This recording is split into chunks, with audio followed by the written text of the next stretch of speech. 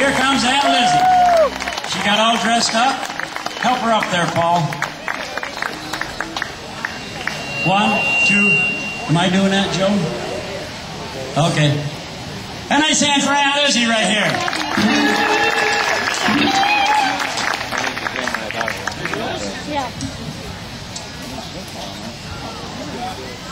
What? If you can guess what I got in my hand, I'll give you a kiss. What? Elephant. That's close enough. Pucker up. How do, ladies and gentlemen? I'm just as tickled as a naked feather dancer to be here today. And I'm looking out over all of this crowd, and it's a little bit scary. But I was told that if you look out over the crowd and picture everybody naked, it ain't so scary. It's working. It's really working. But frankly, Chrissy, you look like hell with no clothes on.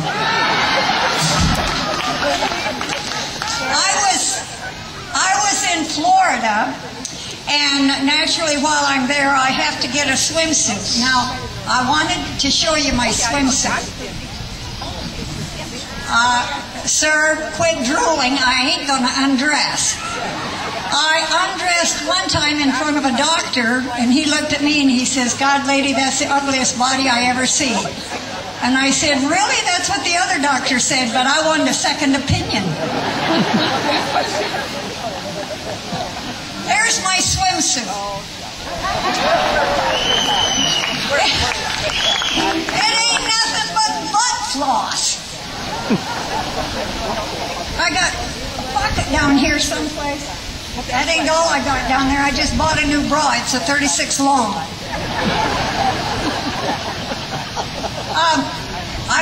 I'm not one to gossip, but I do want to tell you something about Butch and Janet. I was just talking to her over here. And, you know, they've been married over 50 years. And Butch is still in the learning mode. Let's give him a big hand. Okay. Well, anyway, Janet took Butch to the doctor to get his physical. And the doctor checked Butch over, and he said, "Mr. Heath, you're doing just fine." And Butch said, "Yes, Doc, I know, but you know the Lord takes good care of me." And the doctor said, "Well, yes, but the Lord takes good care of everybody." And Butch said, no, I'm special, because when I get up at night and go to the bathroom, the Lord turns the light on for me, and the Lord turns the light off." And the doctor said, "You really believe that?" And Butch said, "Oh yeah, it really, really happens." So he ushered Butch out, and he says, "Bring Mrs. Heath in." So Janet came in, and the doctor said, "Mrs. Heath, I'm really concerned about your husband. I think he's a little bit batty in the belfry." And she said, "Why?" And he said, "Well, he really believes that when he gets up at night, the Lord turns the light on for him, and when he finishes, the Lord turns the light off." And Janet says, "Oh, good Lord, that's who's peeing in the refrigerator."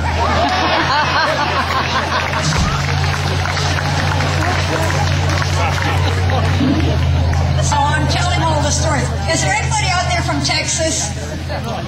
I don't blame you. I wouldn't admit it either. Yay! I had to go down to, you know how Texans are. They do things bigger, faster, better, and they're bigger BSers than anybody else. Well, I went down to Detroit, and I picked up some friends of mine coming in from Texas. And as we were driving through Detroit, we passed I call it the Renaissance Center, but I guess it's the GM buildings, you know, the round ones. And the old guy looked up there and he says, "Oh, good grief, that's beautiful. How long did it take you to build that?" And I said, "Well, I don't know, maybe 5 years." He said, "In Texas, we could have done it in 3. I said, "All right." So then we went up to Pontiac and passed the Silver Dome, and he looked at that and he said, "Well, that's pretty neat. How long did it take you to build that?" And I thought, "I got it. 3 years." He said, "Well, we got one in Texas, and it only took us 2 years." Okay. So I take him up to Mackinac. We're going across the Mackinac Bridge, and he's looking at that, and he said, "This is fantastic. How long did it take you to build this?" And I said, "Well, I really don't know, because it wasn't here yesterday." But, you know, I used to be a good cook. Well, I'm not anymore. I don't even cook. And my big deal was to make beans. And the people at the church would call me and they'd say, Lizzy, would you make a pie of your beans and bring them to the church? And sure. So I did that. And I had my beans cooking on the stove. And they have to cook all day. And my grandson came in. He'd been shooting his BB gun out in the backyard. And unbeknownst to me, he reached up to get some BBs that were up in the cupboard, and a few of them fell in the beans. Well, he scooped them up, dried them out, stuck them in his pocket, and took off. I never knew this, but I took them to the church, and they said, oh, Lizzy, your beans are fantastic. Your beans are so good. Yeah. The next morning, the lady called me, and she says, what in the world did you put in those beans? And I said, nothing different. Why? She said, well, I bent over to pet my cat and I shot my canary. Butch, I'm going to send this song out to all you senior citizens, and I'm sure there's enough of you out there, but Butch, I need a person to lean on. Come on up here. I need a person to lean on. I'll sing this to you. I promise it won't hurt. Okay. All right. Oh, we got it in E? I thought it was E. A? Oh, make it L. It'll sound like L anyway. D. He's in D. Oh, no. Are you lonely? Mom, that's a wrong tune. I thought it was E. Here we go. There we go. Are you lonesome tonight? Is your tummy too tight? Did you take your Mylanta and Tums? Does your memory stray to a far better day when you had all your teeth and your gums?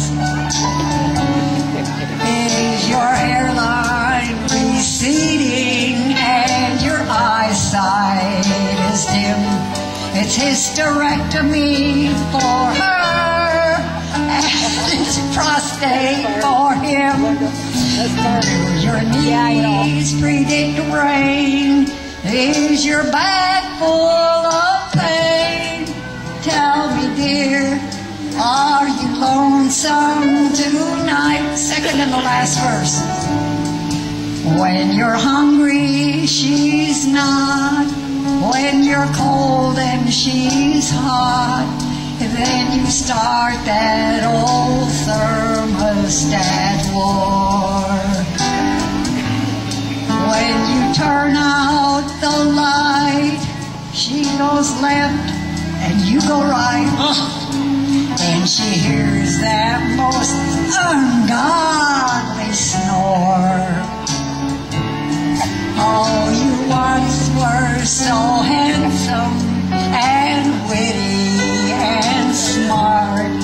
How'd you turn out to be such a cranky old fart? Hey!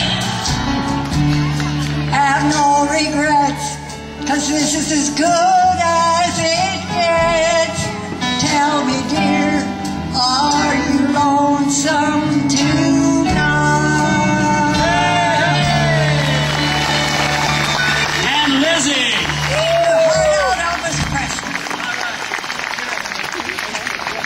Stay right here, Aunt Lizzy. Hey, Shirley, come up here a minute. I just saw somebody I know over there. Let's see, Shirley Colvin.